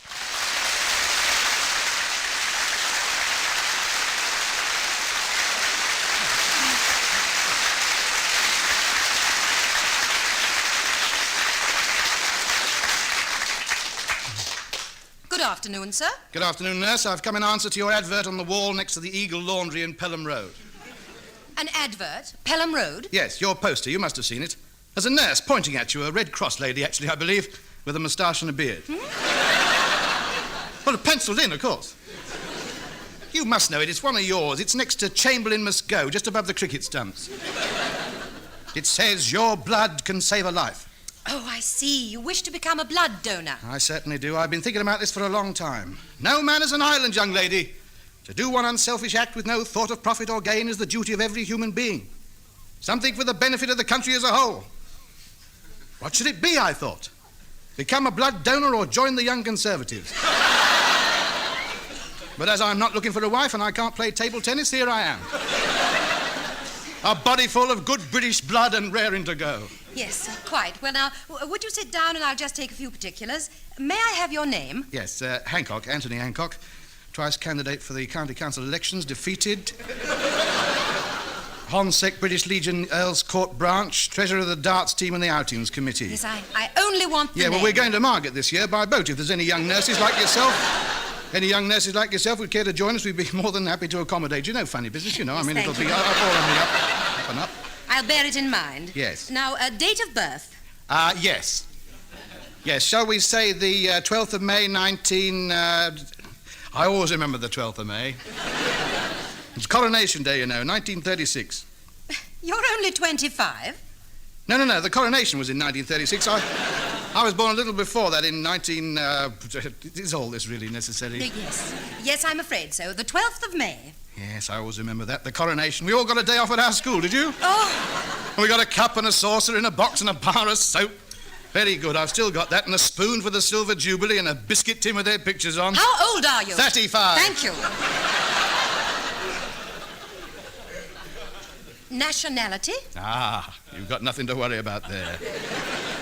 It's blood you're thinking about, isn't it? British. Undiluted for 12 generations. 100% Anglo-Saxon with perhaps just a dash of Viking. But nothing else has crept in. Now, anybody who gets any of this will have nothing to complain about. There's aristocracy in there, you know. You want to watch who you're giving it to. It's like motor oil. It doesn't mix, if you get my meaning. Mr. Hancock, when a blood transfusion is being given, the family background is of no consequence. Oh, come now. Surely you don't expect me to believe that. I mean, after all, East is East, And really. blood is blood, Mr. Hancock, the world over. It is classified by groups and not by accidents of birth. I did not come here for a lecture on communism, young lady. I happen to be a conservative. Then kindly behave like one, madam. Have you had any of the diseases on this list? Show me. How dare you?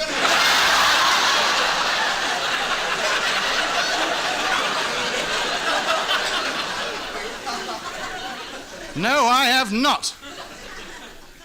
And especially that one. I've told you before, you've nothing to fear from me. I am perfectly healthy. Fit. If we'd had our own rocket, I'd have been the first one up there. I had me name down for the blue streak, but no, we missed our chance again. It's not right having these foreigners hurtling round up there. You mark my words. Blood, Mr. Hancock, blood. Yes. Yes. I beg your pardon. I do get carried away over things like that. It's a sore point with me. Are we ready now, then? Well, there is just one more thing. Have you given any blood before? Given, no. Spilt, yes. Oh. Yes, there's a good few drops lying about on the battlefields of Europe. Are you familiar with the Ardennes? I well remember von Rundstedt's last push. Tiger Harrison and myself, being in a forward position, were cut off behind the enemy lines. Captain Harrison, I said. Yes, sir, he said. Jerry's overlooked us, I said. Where shall we head for? Berlin, he said. Right, I said. Last one in the Reichstag's a sissy, so we set off. We got there 3 days before the Russians. You've Having never to go been at a the vodka. blood donor before? No. Yes. Right, so, there we were, surrounded by stormtroopers. Camarade, camarade, they said. If you'll just sit over there with the others, Doctor will call you when he's ready. Oh, thank you. Over here? Yes. Oh. Excuse me, is this seat taken?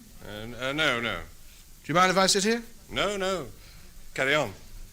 Excuse me, madam, do you mind if I sit here? No, of course not. Thank you.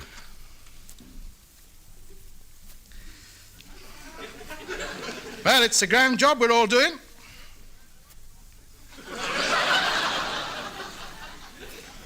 Yes, I think we can all be proud of ourselves. Some people, all they do is take out of life and never put anything back. But that is not my way of living and never has been. Never has been. You're only entitled to take out of life what you were prepared to put into it.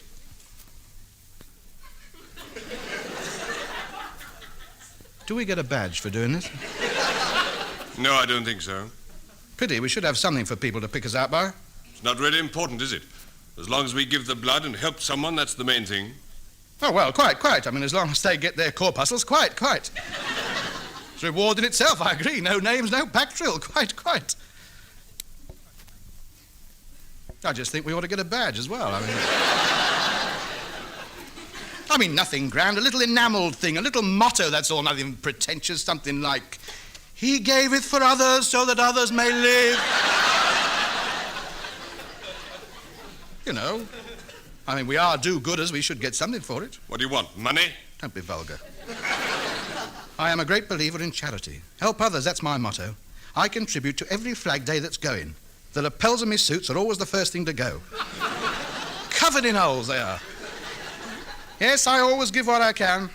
I don't give thousands because I don't earn thousands. I give according to my means. One must cut one's cloth according to one's pocket. In proportion, I give as much as Nuffield. Have a look at this. It's all in my diary. Congo Relief, 2 and 6. Self-Denial Week, 1 and 8. Lifeboat Day, 6pence. Arab Refugees, 1 and 2. Yes, it's all down here. Yes, I do what I can. My conscience is clear. And when I'm finally called by the great architect, and he says, what did you do? I shall just bring me book out and I shall say, here you are, mate, add that lot up.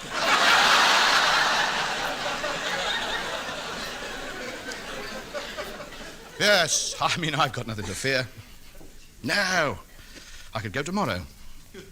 Yes, let's see, October 1961, gave blood for the needy. Whoa, well, how much do you reckon that's worth? £3? Just to get the book straight, you know. Just for my own benefit, I'm not trying to put a price on it. You come here often? This is my 12th time. There's no need to boast about it, old man. How much did you give to the Arab refugees? Oh, really? Oh, come on, how much? Go on, you're shouting about how much blood you've given. How much did you give to the Arab refugees?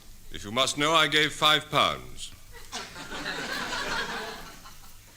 Oh, well, some people are better placed than others. I mean, I would have given more, but I've got commitments. I can't afford to go around chucking fivers about all over the place. I have to send my mother 30 bob a week. No, let's forget all about it, shall we? Yes, well, all right. I find the whole thing most distasteful. All right. Oh, Mr. Johnson, Doctor's ready for you now. You know the way, don't you? Yes, thank you. He's a bit of a big head, isn't he? Who? Him. Well, if you can't give to charity without shouting about it from the rooftops, well. Is this your first time? I come here every 6 months for the last 12 years. Yes, well, I mean, you've got a bit to spare, haven't you? I mean, a person your size, you know. I mean, too much blood is as bad as too little, I always say. Are you trying to be offensive? No, nothing personal, just an observation. I think it's very laudable to give so much. Of course, some people make it up quicker than others. I mean, I expect you're a big eater. I mean, it wouldn't take you long to recoup. You probably have a big breath, and they've certainly brightened these hospitals up, haven't they? Of course, it's the health service has done that, you know. They spend more money on paint. Out of every 13 and 6 paid in, 6pence halfpenny goes up on the wall. Well, it's worth it. I mean, once you've paid your £37.12 a year and your 2 bob an item and the first pound for your teeth and buy your own frames for your glasses, you can't grumble. Some countries haven't got a free health service. Well, Mrs. Forsyth, Doctor's ready for you now. Would you go in, please? Thank you. Best of luck. Just think Cliff Richard might get yours. That'll slow him down a bit.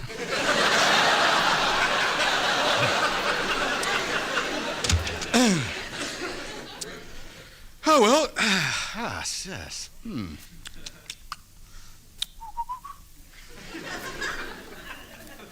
Very colourful, isn't it, really? Nothing like a room full of gay posters to cheer you up. Have you been immunised? Keep death off the roads. Lock up your medicine chest. Very pleasant. Still, it makes a change from record covers. Ah, dear. There's my favourite. Drink a pint of milk a day. Drink a pint of milk a day. Drink a pint of milk a day. Coughs and sneezes spread diseases. Coughs and sneezes spread diseases. Trap the germs in your handkerchief. Coughs and sneezes spread disease. Are you all right? Oh, I'm sorry, hello. Nurse, I didn't see you come back. I felt rather lonely sitting here by myself. Funny what you do when you're on your own, isn't it? You know how it is, just looking at the post, isn't it, Sir? Yes. Well, is this a normal sort of day for you, then? Do you get many people in normally, or is this, normal? It's about average. Oh.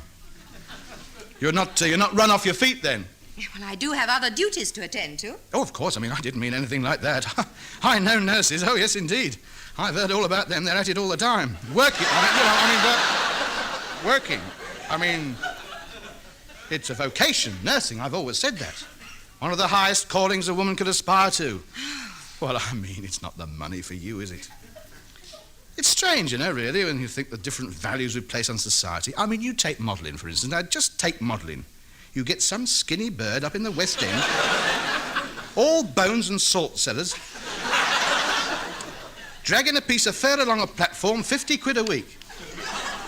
And there's your lot, dedicated, 3 years training, humping great trolley loads of mince about all day long. It's not right. Now, is it right? There's Adam Faith earning 10 times as much as the Prime Minister. Is that right? Is that right? I suppose it depends on whether you like Adam Faith and what your politics are. I understand you get a cup of tea and a biscuit afterwards. Yes. But no badge. No. They're taking their time in there, aren't they? Everything's all right, I suppose. Yes. Just wondered. I just thought some of the poor devils might pass out at the sight of a needle. I've seen it before. Men built like oak trees, keeling over like saplings in a hurricane. It's quite nasty. Needles don't bother you, then? Me, no. I've had too many of them, my dear. I've had the lot. Got arms like pincushions. Yes, I reckon I've had a syringe full of everything that's going in my time. Needles the size of drain pipes, some of them. You name it, I've had it. Well, Mr. Hancock, doctor is ready for you now. Who, me? Now? Mm-hmm. Yes, well, I mean, is there nobody else before me? I mean, no hurry. Anybody else want to go in first? Well, there isn't anybody else. You're the last one. Oh. Yes, well, this is it then. Here we go then. Over the top. What's he like on the needle, this bloke? Is he steady-handed? Now, there's nothing to worry about. Is he in a good mood? You'll be quite all right. Dr. McTaggart is an excellent doctor. McTaggart? He's a Scotsman. Oh, well, that's all right. They're marvellous doctors, the Scots. Like their engineers, you know, first rate. It's the porridge, you know. Lead on, Macduff. Mr. Hancock. Ah, good morning. It's a brawbrick, moonlich, nick. Good morning, mister. It's a bonny wee lassie you got there helping the hoots, nu, and och, and the high, and the caber, and the who. Would you mind sitting down there, Mr. Hancock? Oh, I beg your pardon for lapsing into the vernacular, but the young lady did say you were a Scottish gentleman. Yes, well, we're not all Rob Roys. May I have your card, please? By all means, I'm ready when you are, Squire. Good. Now, hold out your hand, please. Now, this won't hurt. You'll just feel a slight prick on the end of your finger. Oh!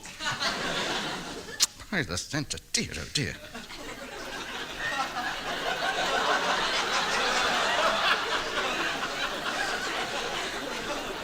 Well, that's that. I'll have my cup of tea and my biscuit now. Well, nothing to it, is there really? I can't understand why everybody doesn't do it. Well, I'll bid you good day. Thanks very much. Whenever you want any more, don't hesitate to get in touch with me. Now, where are you going? Have me tea and biscuits. I thought you came here to give some of your blood. You've just had it. This is just a smear. It may be just a smear to you, mate, but it's life and death to some poor wretch. No. I've just taken a small sample to test. A sample? How much do you want, then? Well, a pint, of course. A pint? Have you gone raving mad? Oh, well, of course. I mean, you must be joking. A pint is a perfectly normal quantity to take. You don't seriously expect me to believe that? I mean, I came in here in all good faith to help me country. I don't mind giving a reasonable amount, but a pint? Well, that's very nearly an armful. I'm sorry, I'm not walking about with an empty arm for anybody. I mean, after all, a joke's a joke, and you've had Mr. Hancock, obviously you don't know very much about the workings of the human body. You won't have an empty arm, or an empty anything. Blood is circulating all the time. Normal, healthy individual can give a pint of blood without any ill effects whatsoever. You do have 8 pints, you know. Now, look, chum, everybody do his own trade, I grant you. But if I've got 8 pints, obviously I need 8 pints, and not 7, as I will have by the time you've finished with me. No, I'm sorry, I've been misinformed. I've made a mistake. I'll do something else. I'll be a traffic warden. Well, of course, I can't force you to donate your blood, but it's a great shame. You're AB negative. Is that bad? Oh, no. You're rhesus positive. Rhesus? They're monkeys, aren't they? How dare you? What are you implying? I didn't come here to be insulted by a legalized vampire. Mr. Hancock, that is your blood group, AB negative. It's one of the rarest groups there is. Really? Yes, it is. Very rare indeed. Oh, well, of course, I mean, I'm not surprised. I've always felt instinctively I was somehow different from the rest of the herd, you know. Something apart. I never fitted into society. I've never belonged, if you know what I mean. The contact was never there. I was always a bit of an outsider. Well, that explains it. AB negative. I'm one of nature's aristocrats. Yes, I really think you ought to reconsider your decision. Yes, well, of course, this does throw a different complexion on the matter. Well, I mean, if I am one of the few sources, one doesn't like to hog it all, so to speak. I'm not unchristian. Very rare, eh? Yes, and I assure you there'll be no ill effects. I mean, you'll make up the deficiency in no time at all. Oh, well, in that case, I'll do it. I mean, we AB negatives must stick together. A minority group like us, we could be persecuted. Oh, well, thank you very much, Mr. Hancock. I'm most grateful. Now, if you'd go over to the bed and lie down, it won't take very long. Afterwards, you rest for half an hour, and then you're free to go. Ah. Just roll up your sleeves. Right. As a matter of interest, what group are you? Group A.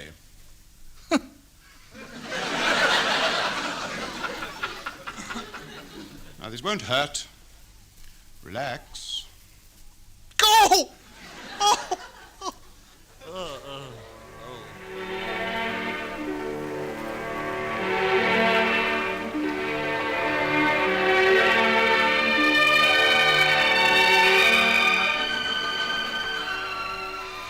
Oh, where am I? You're all right. You fainted, that's all. I did not. I was asleep. I've been up all night. Oh, well, here's a nice cup of tea for you. Thank you, nurse. A cup of tea, Mr. Thomas? Oh, thank you, nurse. Oh. Are you all right? Oh, yes, fine. Yes, nothing to it. What group are you? Group B. What group are you? AB negative. Oh, that's very rare. I know. It's a funny thing, this blood business. Yeah, I suppose it is. Yes, it all looks the same, and yet it's all different. Yes, it's very funny stuff, blood. Yes, I don't know where we'd be without it. That's true. That's very true. Where would we be without it? Yes, it's very important, blood. It circulates right round the body, you know. Yes, so I believe. Yes, it starts at the heart, it gets pumped right round, goes through the lungs, back into the heart, and round it goes again. What for? What for? I mean, it speaks for itself, doesn't it? I mean, the heart's got to have something to pump round. I mean, there's no point in it banging away all day. No point in it banging away all day long for no reason at all. Well, why have a heart then? Well, if you didn't, the blood wouldn't go round, would it? I mean, it'd all stay in one place. When you stood up, it'd all sink to the bottom of your legs.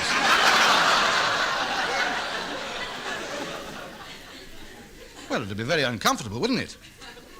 Feel as if you were walking about with a boot full of water.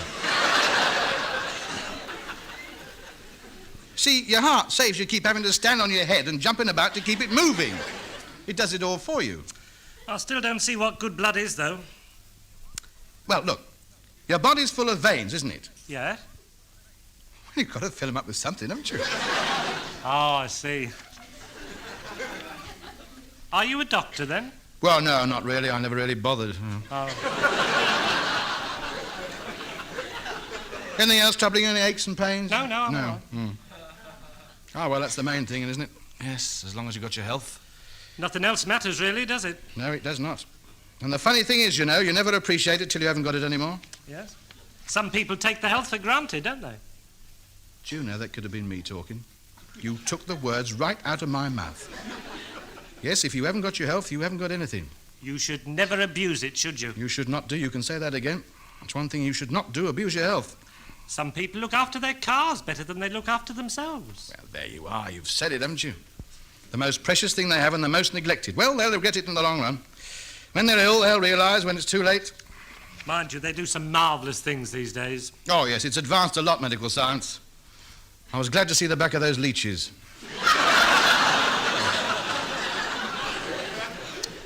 Yes, that was the turning point. I mean, look at the things they can do these days. New blood, plastic bones, false teeth, glasses, wigs.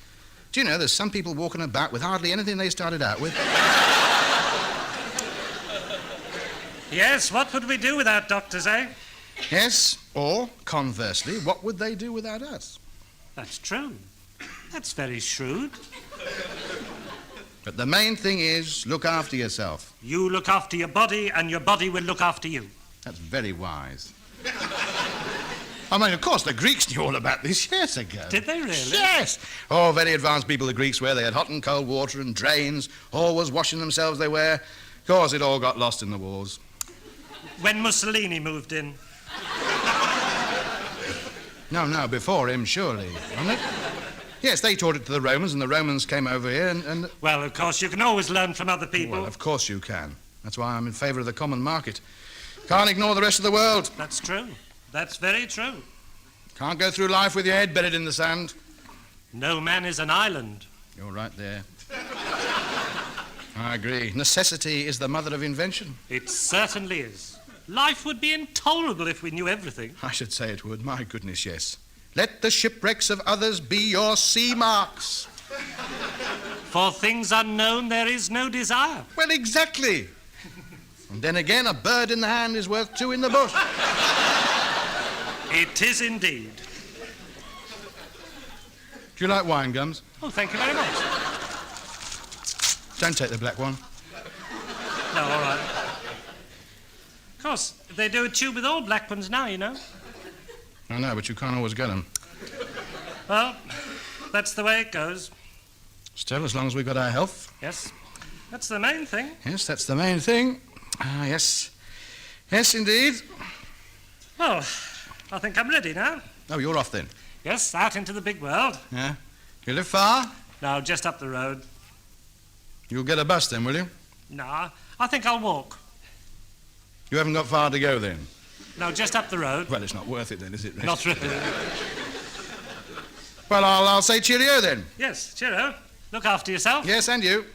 I will. Don't do anything I wouldn't do, will you? I won't. Well, cheerio then. Mind how you go. See you on the ice. Yes, nice man that. Very nice man. Very intelligent. Good conversationalist. Cut above the type you meet down the pub. A very nice man. He's walked off with my wine gum. I only broke them open for him. Oh, what's the use? If you can't trust blood donors, who can you trust? Oh, hey! Nurse, what about some more tea down here? You've had me blood. It's not asking for much, is it, really? And 2 spoonfuls of brown sugar. Oh, dear. Oh, no, I'll have one at home.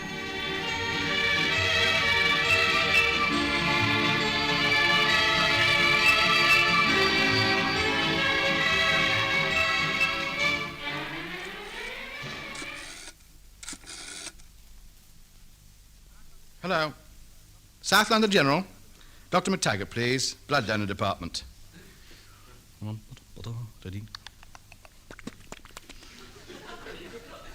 Hello, Dr. Hancock here. Yes, it is me again. Has it gone yet? Have you used it? Me blood? Well, you've had it for 24 hours now. You said it was rare. Surely somebody must be after it. Well, of course it's got something to do with me. It's my blood. Well, all right, was. But you can't expect my interest in it to cease just because you've got it. Well, it's a waste of time giving it if it's only just going to lay about in a bottle for years. I wish to make sure it goes to the right sort of person. I wouldn't like to think of any old hobbledehoy having my blood coursing through his veins. Well, really, I never thought I'd hear that sort of language from a doctor. Have you been at the meths again?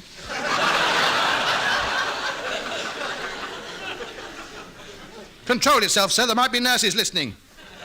Civility costs nothing, my man. I shall phone when I like. I shall phone tomorrow, and the day after, and the day after that, and every day until my blood is used. Good day to you. God, what a way to speak to a blood donor. If I have any more of his old buck, I shall go straight to the hospital management committee and have his license taken away. I think it's reasonable to want to know where your life's blood has gone to, especially a rare group like mine. Oh, I think I'll cut myself a sandwich. Got to get my strength back. A pint of blood takes some making up. Oh, this bread knife's useless. You couldn't get through half a pound of butter with this. Where's that sharpener?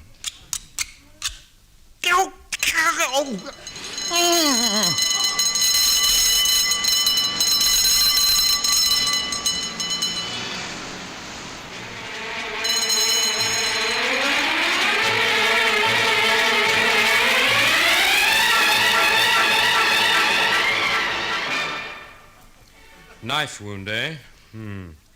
Teddy boy, is he? No, I don't think so. His landlady found him, cut himself with a bread knife and fainted. Lost a lot of blood, I see. Yes. We'll have to give him a transfusion. He had his blood donor's card on him. He's group AB negative. Really? Oh, that's very rare. Have we got any? Yes, we've got just 1 pint in stock. Good.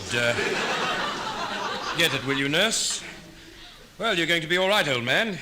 We're going to give you a transfusion. I'm a very rare blood group, you know. Yes, we know. We've got just 1 pint of your group in stock. You ought to have that. Who wants the pint of AB negative? Over here. Oh, no, it's not for him. Why? Well, he only gave it yesterday. A waste of time, wasn't it? Well, I'd have been in a right state if I hadn't. There's nothing else here for me.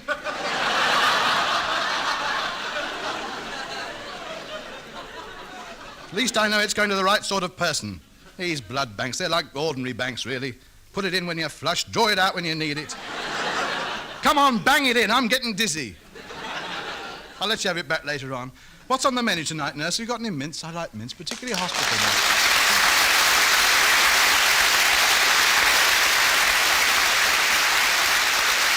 And you just heard a classic Tony Hancock. And from Hancock's Half Hour, that was The Blood Donor, 1961. Okay, that's it for today. Be back next Friday at 5 o'clock. And I'm vk3sl. Thank you for listening, and we'll catch up soon. Cheers.